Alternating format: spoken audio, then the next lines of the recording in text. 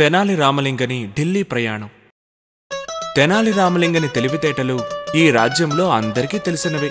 ఇది తెలిసిన చక్రవర్తి బాబర్ అతన్ని చూడాలనుకున్నాడు. అతన్ని తమ రాజ్యానికి పంపమని శ్రీకృష్ణదేవరాయలకి లేఖ రాశాడు. మహారాజుగారు ఈ లేఖ చదవగానే చాలా సంతోషించారు. రామా, బాబర్ చక్రవర్తి నిన్ను చూడాలనుకుంటున్నారు. ఆయన వద్ద నుండి ఒక బంగారు కాసునైనా నువ్వు కానుకగా తేవాలి. త్వరగా బయలుదేరు. తప్పకుండా మహారాజా, మన విజయనగరానికి మంచి పేరు తీసుకొస్తాను. బాబర్ తన మంత్రులతో తెనాలి రామలింగడు వస్తే ఎవ్వరూ నవ్వకూడదు, నవ్వితే దండిస్తాను అని చెప్పాడు. అందువల్ల తెనాలి రామలింగడు వారిని అనేక విధాలుగా నవ్వించడానికి ప్రయత్నించినా ఎవ్వరూ నవ్వలేదు. రామలింగడు అయోమయంలో పడ్డాడు.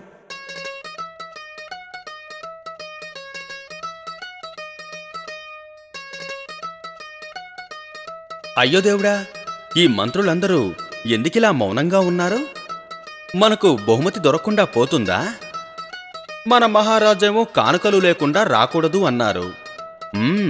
ఓ మంచి ఉపాయం ఆలోచించాలి. మరునాడు బాబర్ తన తోటలో విహరిస్తున్నాడు. అప్పుడు అక్కడొక వృద్ధుడు గుంత తవ్వడం చూశాడు. నమస్కారం పెద్దాయన. ఈ వృద్ధాప్యంలో ఇంత శ్రమ పడుతున్నారెందుకు? మహారాజా, నేనీ మామిడి మొక్కను నాటుతున్నాను. మూర్ఖుళ్లా ఉన్నావే. ఈ మొక్క పెరిగి పళ్ళిచ్చే సమయానికి నువ్వు జీవించుండవే. చాలా మంచి మాట చెప్పారు మహారాజా. మన పూర్వీకులు చెట్లు నాటినందువల్లే మనం ఆ ఫలాలు తింటున్నాం. ఇప్పుడు నేను మొక్కలు నాటితే నా పిల్లలు మనవలు తింటారు కదా, అందుకే. చాలా తెలివైన మాట. ఇదిగో సంచి నిండుగా బంగారు కాసులు. ధన్యవాదాలు మహారాజా.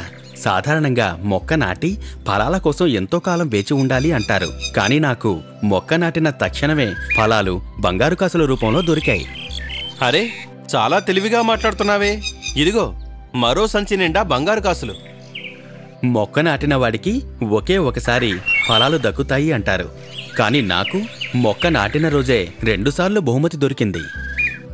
నీ తెలివికి అంతులేనట్టుంది. నీకు మరో సంచి నిండా బంగారు కాసులిస్తాను, తీసుకో.